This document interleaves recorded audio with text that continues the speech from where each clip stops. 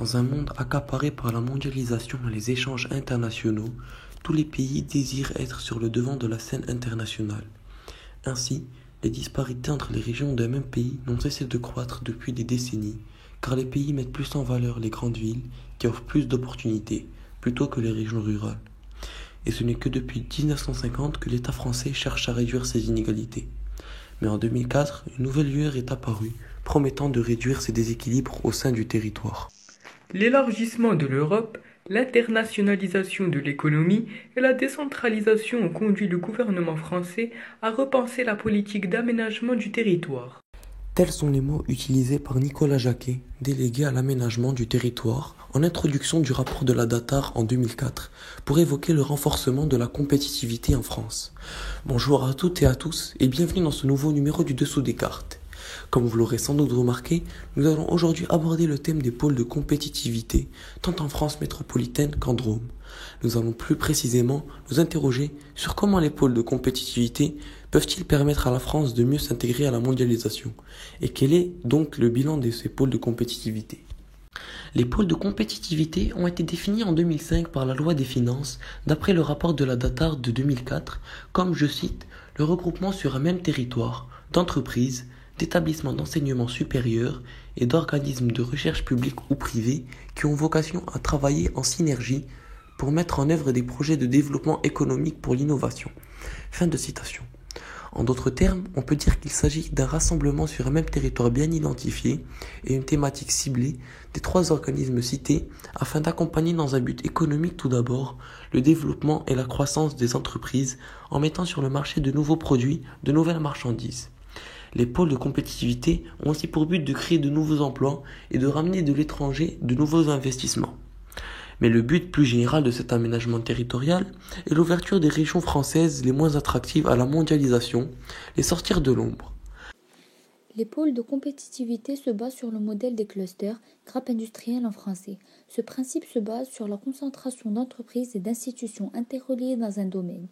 Il est né de la réflexion de nombreux économistes, dont David Ricardo et David Marshall, qui déclarent que pour permettre une meilleure croissance, il faut que chaque pays, voire région, se spécialise dans un domaine qui est le point fort de ce milieu.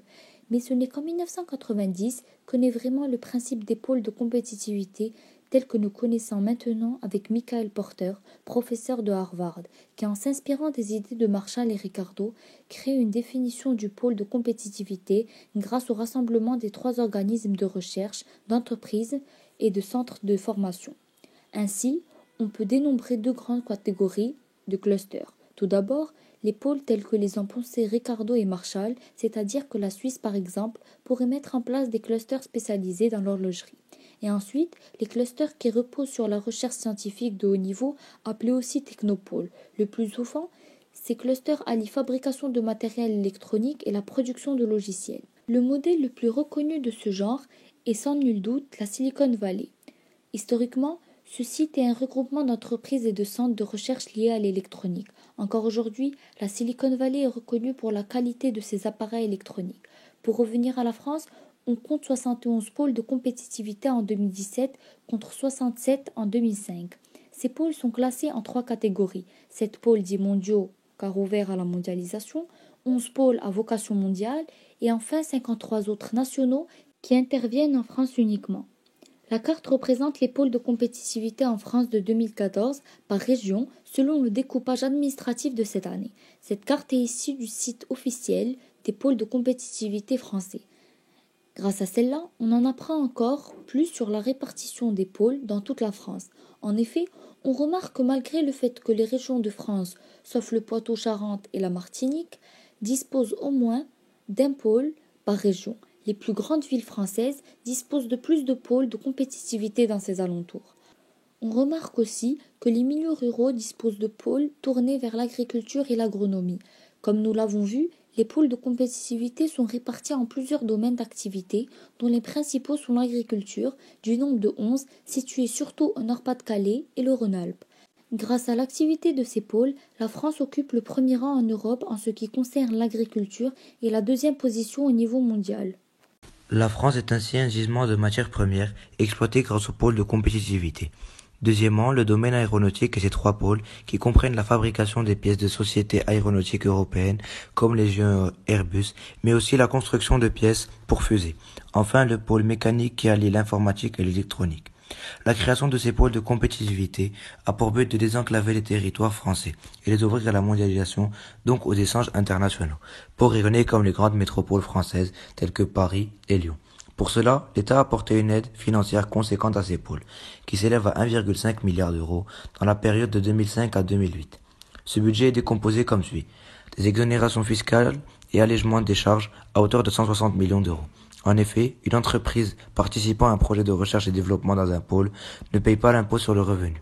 Des crédits d'intervention, c'est-à-dire un crédit où le taux de commission est très faible. Il représente la plus grosse part du budget, 720 millions d'euros.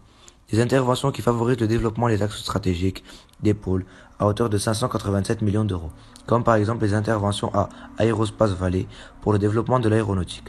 La stratégie des pôles est de favoriser le développement des projets collaboratifs de recherche et développement, d'accompagner le développement et la croissance des entreprises membres, de contribuer à la création d'emplois. Enfin, le désenclavement a été possible par la création de liens sur le territoire entre les grandes entreprises, les plus petites et les établissements de recherche. À l'inverse des pôles implantés dans les zones géographiques, les pôles de compétitivité installés sur des territoires déjà dotés d'infrastructures connaissent du succès. Dans ces conditions, un pôle de compétitivité ne peut pas servir de politique compensatoire à la désindustrialisation de certaines régions. Ainsi, ce fonctionnement présente des limites qui font preuve de problèmes de coordination. En effet, les pôles sont faibles dans les cas où ils restent dépendants de leurs conditions initiales. L'origine des difficultés de certains pôles peut être le fait qu'ils soient définis sur une filière économique éloignée de l'innovation et du partenariat. Face à cette situation, des moyens spécifiques ont été mobilisés en faveur des PME des pôles de compétitivité, notamment par le biais de la Caisse des dépôts. Cette dernière intervient dans les PME membres des pôles via les fonds de l'entreprise. L'investissement total entre 2005 et fin 2007 a porté sur 240 PME membres d'un pôle ou financés par le Fonds unique interministériel, FU, et s'élève à 351 millions d'euros. Ainsi, les PME représentent aujourd'hui une large majorité des entreprises adhérentes au pôle de compétitivité, autour de 80%, quelle que soit la catégorie du pôle. Sur la période 2005-2009, la première évaluation économétrique réalisée par l'INSEE et la Direction générale des entreprises a montré qu'entre une entreprise membre d'un pôle et une entreprise d'un groupe témoin non membre présentent les mêmes caractéristiques. L'écart annuel moyen de dépenses des financements publics et des financements privés montre qu'il n'y a pas d'effet de substitution. Une nouvelle étude qui s'est portée entre 2005 et 2012 montre que l'appartenance à un pôle a conduit à l'embauche supplémentaire par rapport à 2005. Sur la même période, l'effet chiffre d'affaires de l'appartenance à un pôle n'était pas significatif. Il était exclusivement pour les entreprises qui, au sein d'un pôle, avaient participé à un projet de l'ordre de plus de 963 900 euros en moyenne annuelle. Cette phase constituait à faire monter en puissance les pôles, mais apparemment, il faudra encore patienter puisqu'elle ne met en aucun cas l'effet sur le chiffre d'affaires en évidence.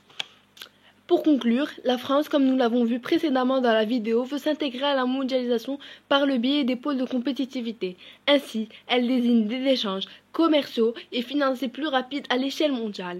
La mondialisation libère les capacités de croissance françaises. Elle est à l'origine d'effets positifs comme négatifs. Augmenter la compétitivité est favorable dans la mesure du possible. Par conséquent, l'investissement peut amener à des problèmes financiers sans pour autant arriver à des finalités ou encore à des résultats concrets pour la plupart des cas. De ce fait, face aux enjeux de la mondialisation qui accentue la concurrence, on a des pôles de compétitivité favorisant l'évolution de la recherche et développement, mais fragilisés par des problèmes de coordination. Par suite, les pôles doivent être davantage prêts à redresser les objectifs de départ, maintenir leurs efforts sur la recherche et développement et s'imposer du point de vue concurrentiel.